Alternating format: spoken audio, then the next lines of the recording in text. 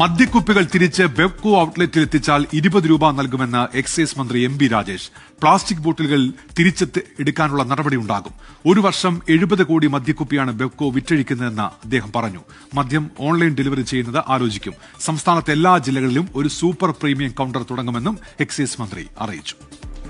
800 രൂപ വില വരുന്നതിന് മുകളിലുള്ള എല്ലാ ബോട്ടിലുകളും ഗ്ലാസ് ബോട്ടിലുകളാക്കി മാറ്റും. അതിന് താഴെയുള്ളത് പ്ലാസ്റ്റിക് ബോട്ടിലുകളായിരിക്കും.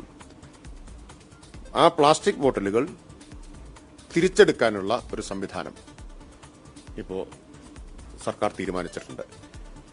ഓരോ ബോട്ടിലിനും 20 രൂപ ഡെപ്പോസിറ്റായിട്ട് അധികമായിട്ട് ഈടാക്കും. ബോട്ടിൽ ബെവ്കോയുടെ ഔട്ട്ലെറ്റിൽ തിരിച്ചെത്തിച്ചാൽ QR കോഡ് പതിപ്പിച്ചതായിരിക്കും.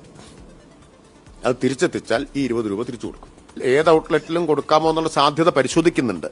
തമിഴ്നാട് മോഡലാണ് മാലിന്യ കേരളം ലക്ഷ്യമിട്ടുകൊണ്ട് തമിഴ്നാട് മോഡൽ എന്ന രീതിയിലാണ് നിലവിൽ ഈ മദ്യക്കുപ്പികൾ തിരിച്ചെടുത്തുകൊണ്ട് അതിന് പണം നൽകുന്നത്. അതിന് 20 രൂപ സർക്കാർ നൽകും. ബീവറേജ് കോർപ്പറേഷൻ തിരിച്ച് എത്തിച്ചാൽ നൽകും. പക്ഷേ ആദ്യം 20 രൂപ അതിന് ഈടാക്കും, ഡെപ്പോസിറ്റ് എന്ന രീതിയിൽ ഈടാക്കും. അതിന് 800 രൂപയ്ക്ക് താഴെയുള്ള പ്ലാസ്റ്റിക് കുപ്പികൾക്കാണ് ഈ രീതിയിൽ 20 രൂപ ആദ്യം വാങ്ങുകയും പിന്നീട് തിരിച്ചു കൊടുക്കുമ്പോൾ ഈ പണം തിരികെ ലഭിക്കുകയും ചെയ്യുക. അതിന് വലിപ്പ വ്യത്യാസമില്ല. അതായത് ക്വാർട്ടർ, പെറ്റ് ബോട്ടിൽ, ഹാഫ് ബോട്ടിൽ, ഫുൾ ബോട്ടിൽ, ലിറ്റർ, ഇത് വ്യത്യാസമില്ല. അത് 800 രൂപയ്ക്ക് മുകളിലുള്ള ബോട്ടിൽ